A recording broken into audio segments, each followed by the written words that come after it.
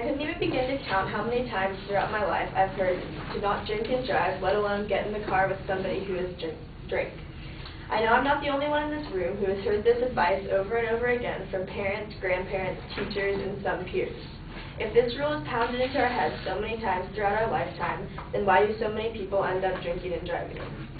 A study by the World Health Organization in 2003 showed that road accidents are the fourth leading cause of death worldwide for persons between 15 and 59. Not to say that all these deaths are caused by drunk driving, but it does show how dangerous it is for a drunk driver to be out on the roads when sober drivers even make mistakes sometimes. The obvious question here is, how do we make people realize that drunk driving is a serious threat to innocent motorists themselves and passengers inside the cars? My main claim is that if laws and consequences for drunk driving were more severe, drunk driving would decline significantly.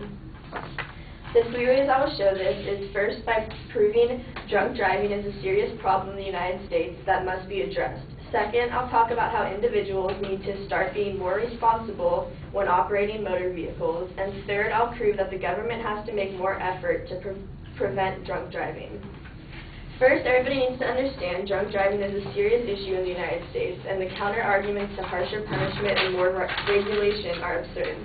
Thousands of innocent deaths are caused by drunk drivers, many which could have been prevented if police made a better effort to target the drunk drivers.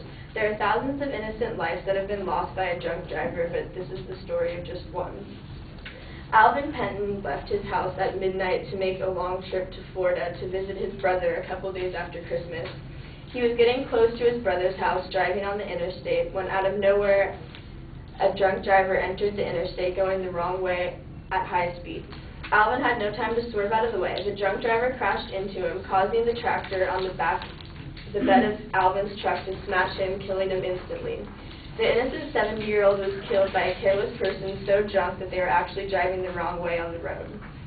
Some argue that drunk driving is not a huge problem in the United States and that the laws are fine the way they are.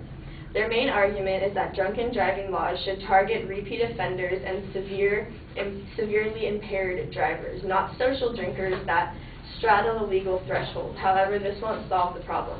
Every driver needs to understand whether 2 glasses of wine or 2 bottles of wine, driving is unacceptable if your BAC is a little over or a lot over the .08 legal limit. The law is being broken and you're putting people at risk.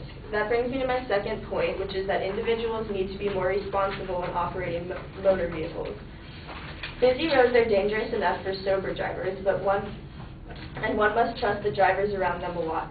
When a drunk driver starts their car, they are not really worrying about the people around them and their safety. Their main goal is getting to their destination without getting pulled over and getting a DUI. This is the problem, a sense of invincibility and the fact that they won't end up like stories that they hear on the news. There's no argument there will always be people out there that care for themselves more than they care about the people around them. Nevertheless, law enforcement should make the effort to target these careless drivers. As Mark Delaney, head of the Massachusetts State Police, stated, unfortunately there will always be some that don't have much concern for the rest of the motoring public and take chances and make some bad choices, and those are the people we have to deter. Even though individuals' decisions are on the line, the drunk driving will not stop just because people feel the responsibility to do so. As the U.S. Transportation Secretary Norman Mineta stated, safety is an individual as well as government responsibility, and we must work together to improve it. This brings me to my final point, that government needs to make more effort to prevent drunk driving because individuals cannot make the decisions alone. According to the National Highway Traffic Administration, despite great strides in awareness, education, and enforcement in the last 2 decades in the United States, we still have one of the most lenient drunken driving standards in the world. The U.S. shares the highest legal limit with 9 other countries. 15 countries have a .05 BAC. Japan and China have .03, while Norway, Poland, and Sweden are .02. The Czech Republic, Slovakia, and Hungary have a zero tolerance. Catherine Stewart, the chairwoman of the National Academy of Science Committee on Alcohol, Other Drugs, and Transportation, states any wonder there was a 14% reduction in drunken driving fatalities in Belgium in 1995, the year after it tightens the standards to a .05% blood alcohol content. The Swedes use alcohol, an ignition interlock system to prevent drunken driving by convicted offender. These methods work, Stewart said.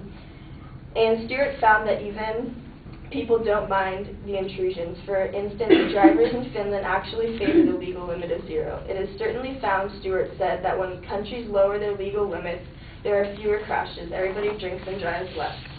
If so many countries have adopted legal limits lower than .08 and have shown successful results, then why shouldn't the U.S. do the same? Even if only a couple lives are saved, that's significant enough to try. Other methods used in many states and countries are DUI checkpoints. Massachusetts is the first state in the U.S. to significantly up the DUI checkpoints annually.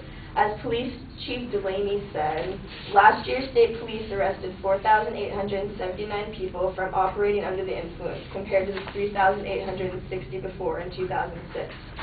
During that time, the agency dramatically increased the number of sobriety checkpoints it operates, from 14 during 2005 to 82 in 2006. Police average about 10 to 12 arrests each time they set up a checkpoint. Barbara Harrington, Executive Director of Mothers Against Drunk Driving in Massachusetts, and a strong supporter of DUI checkpoints, stated, "One of the things we've learned about the checkpoints is that they can reduce deaths by an average of 20%. Something like that the state departments can organize and results in saving so many lives is obviously worth it.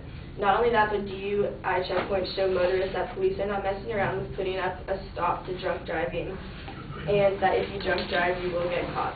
In conclusion, there is not only one solution to the problem in the U.S. There are many changes that need to occur to significantly decline drunk driving. After hearing my argument, I hope you will agree with me that if we adopt a variety of new ideas to discourage drunk driving, lives will be saved and roads will be a lot safer than they are today.